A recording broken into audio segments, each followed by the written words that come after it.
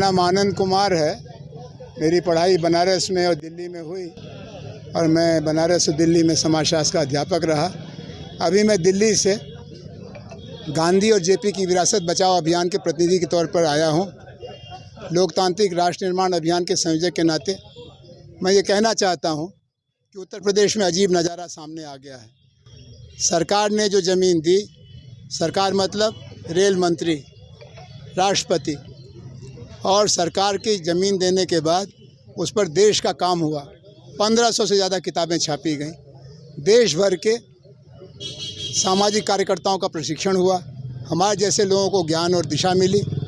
जहाँ जयप्रकाश ने साधना की, विनोबा जी बराबर इसको अपना संरक्षण देते रहे। उस ज़मीन को कहते हैं कि फर्जी ज़मीन है। और हमको ये देख कर के बहुत खुशी हुई कि सर्व सेवा संघ ने सारे प्रमाण, यानी ज़मीन के खरीदने के कागजात से लेकर के सरकार द्वारा जारी नक्शे तक को पेश किया है। आज एक नक्शा देख कर के मुझे बहुत अच्छा लगा कि सांझ को आँच नहीं होगी। अब अगर अपना ही नक्शा रेलवे भूल जाए तो उस रेल के प्रबंधन को हमें तत्काल जांच के दायरे में लाना चाहिए कि क्यों कर रहे हैं। हमें ऐसा लगता है कि इस समय की सरकार गांधी और जयप्रकाश से डरती है, पुलिस को आगे करती है और झूठ का सहारा लेती है। हम लोकतांत्रिक राष्ट्र निर्माण अभियान की तरफ से, गांधी और जेपी की विरासत बचाओ अभियान की तरफ से ये आश्वासन देना चाहते हैं कि जब तक यह अन्याय जारी रहेगा तब तक हमारा विरोध जारी रहेगा। अभी हम 22 जुलाई को लखनऊ में एक सम्मेलन करने जा रहे हैं, गांधी और जेपी की विरासत बचाओ सम्मेलन। फिर हम 30 जुलाई को दिल्ली में एक सम्मेलन करने जा रहे हैं। फिर हम 9 और 10 अगस्त को इसी बनारस में एक राष्ट्रीय सम्मेलन करने जा रहे हैं। हम कोशिश करेंगे कि बार बार जगाने पर शायद ये जाग जाएं। हाँ, अगर सोए नहीं हैं, जगे हुए हैं, जानबूझ के कर रहे हैं, क्योंकि प्रधानमंत्री का क्षेत्र है, यहाँ से वो 2-2 बार सांसद रहे। कहते हैं यहाँ पर पत्ता भी नहीं हिलता है बिना उनकी इजाज़त के। तो इतनी बड़ी जाति क्यों हो रही है? 60 दिनों से धरना चल रहा है, शांतिपूर्ण धरना चल रहा है। कहीं पुतला नहीं जलाया गया, कहीं मुर्दाबाद नहीं किया गया। खाली गांधी और जयप्रकाश अमर रहें, गांधी और जयप्रकाश की विरासत को छेड़ो मत। ये सुन नहीं पा रहे हैं, तो इनको अगर सुनने के लिए देश की ज़रूरत है तो हम सारे देश में ये अभियान चलाएंगे। आज आप लोग ज्ञापन देने आए हैं, किस चीज़ को लेकर के ज्ञापन दिए? ये सर्व सेवा संघ की ज़मीन का जो प्रकरण चल रहा है काफ़ी दिनों से, और जिसके लिए लगातार ज़मीन पे आंदोलन हो रही। हम लोगों ने lower court, district court, high court सबने ये कहा है कि आप लोअर कोर्ट से, ये सिविल का मामला है, लोअर कोर्ट में जाइए। और हम लोगों ने ज्ञापन जो दिया जाएगा, ज्ञापन में यही है कि पहले कोर्ट का फैसला आएगा, उसके बाद यदि कोर्ट कहता है कि गलत है तो हम कहाँ कह रहे हैं सही है, लेकिन कोर्ट गलत कह नहीं पाएगा।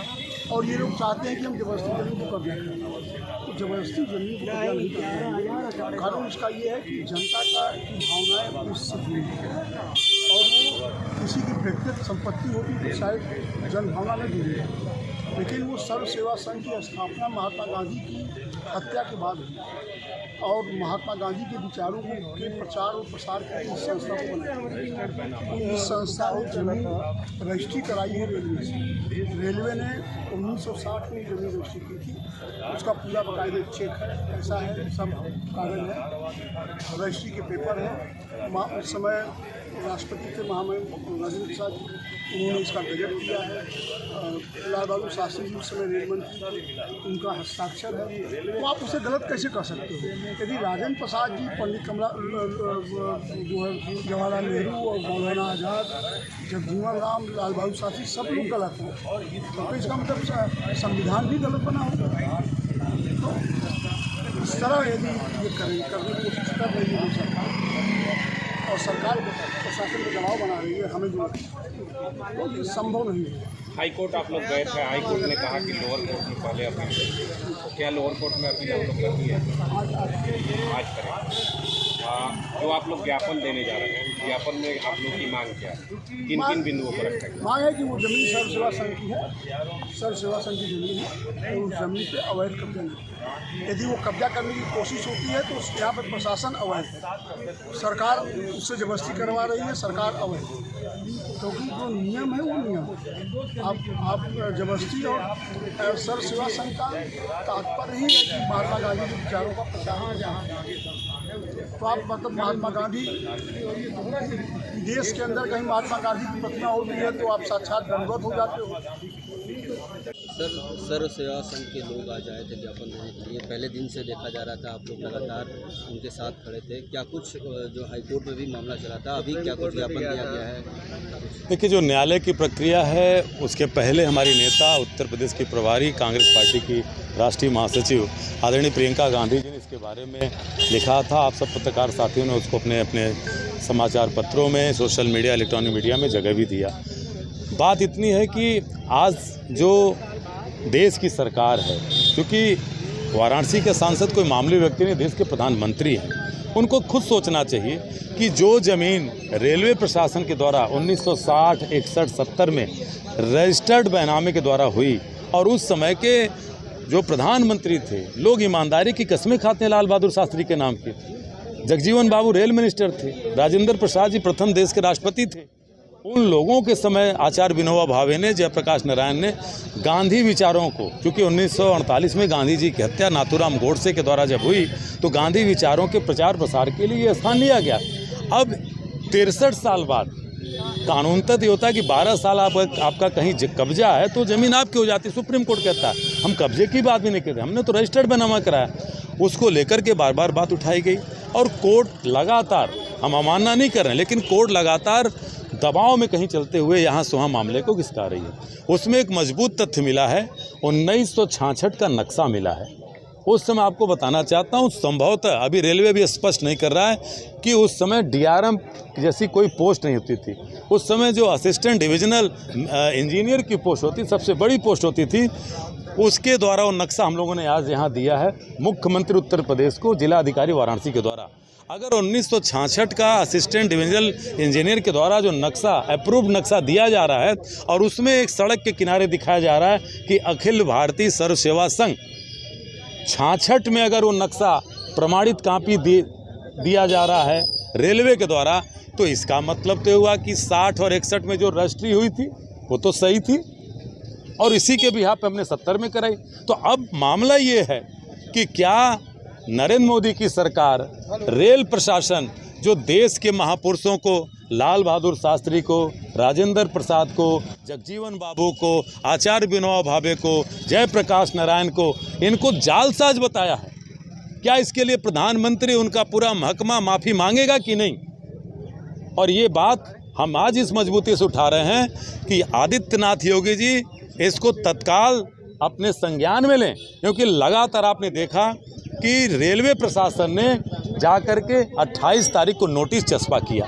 कितनी शर्म की बात है कि यहाँ का DM जाकर के कहता है कि 30 तारीख को खाली कर दीजिए, न विध्वंस की कार्रवाई, डिमोलिशन की कार्रवाई। अरे, जो गांधी विचार की संस्था बनाई गई, आचार्य विनोबा भावे जो देश में हजारों एकड़ जमीन लेकर के निर्धन किसानों को बांटा, उसको आप जालसाज बता रहे हो। आप जगजीवन बाबू को, जो कि हमारे स्वतंत्रता संग्राम सेनानी थे, शोषित वंचित दलित समाज के लिए लगातार संघर्ष किए, उनको आप जालसाज बता रहे हो। जयप्रकाश नारायण के आंदोलन में मोदी जी कहते हम भी शामिल थे, 1975 के आंदोलन में, जयप्रकाश के आंदोलन में मोदी जी कहते शामिल थे। तो क्या जयप्रकाश नारायण जालसाज थे?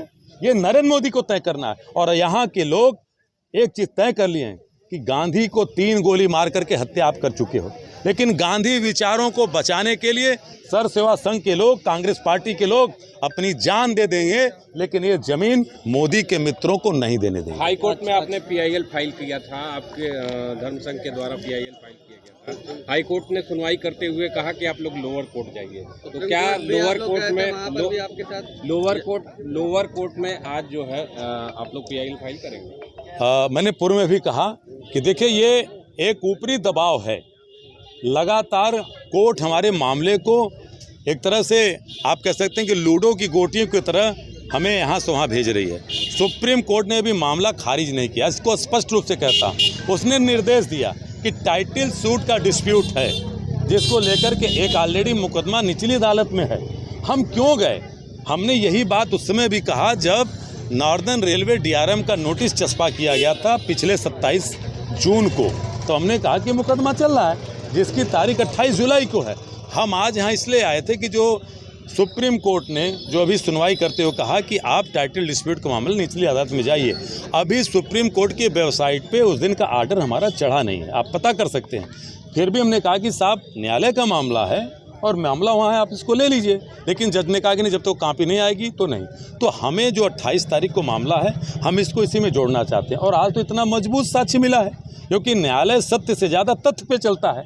अगर 1966 का तथ्यपूर्ण एक सत्यापित कॉपी मिल रही है, जिसमें खुद उस समय का रेलवे प्रशासन कह रहा है कि ये अखिल भारतीय सर्व सेवा संघ की ज़मीन है, तो 60-61 का हमारा बैनामा तो वैध हुआ ना।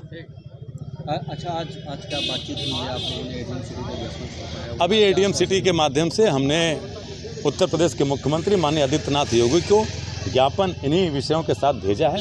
और इसको भी हमने कहा है कि कृपया आप मानसिक तनाव देने वाली जो आपके अधिकारी जो शब्दों का प्रयोग कर रहे हैं कि विध्वंस कर देंगे, निकाल देंगे, कोई चोर डकैत वहाँ रहते हैं क्या? क्यों कर देंगे भाई? क्या आप उस ज़मीन के बारे में जो आपको असलियत दिखाई जा रही, क्या गलत है क्या? तो इसलिए हम लोगों ने मुख्यमंत्री जी से, ये एक रेलवे के लैंड का मसला है। अभी इन लोगों ने ज्ञापन दिया है, अभी नक्शा भी इन्होंने प्रोड्यूस किया है। अभी देखते हैं उसको, अभी क्योंकि मेरे संज्ञान में थोड़ी मोड़ी बातें हैं। अभी ज्ञापन के आधार पर हम लोग जांच करते हैं, फिर देखते हैं क्या करने लायक है। हाँ, शायद हाई कोर्ट में भी गया था, जिसके आधार पर एक रिप्रेजेंटेशन भी हमारे डीएम साहब ने फाइनल किया है। उसको मैं निकाल करके देखता हूँ, और क्या इनका मैटर है, इनकी अपनी ग्रीवांसेस क्या है, उसको मैं देखता हूँ, देख करके आपको बताता हूँ। तो ये माना जाए कि जो कार्रवाई है वो रुक जाएगी? नहीं, अभी मैं ये नहीं कह सकता, क्योंकि जो भी जस्टिफाइड हो वही होगा। डीएम साहब ने एक रिप्रेजेंटेशन भी फाइनल किया है, तो उसको भी देख लेते हैं, और इनके अपने ग्रीवांसेस जो है इसको भी देख लेते हैं कि भाई इनकी भी एक बार बात सुन लीजिए, देख लीजिए कि क्या है मैटर, जस्टिफिकेशन लायक है कि नहीं। ठीक है।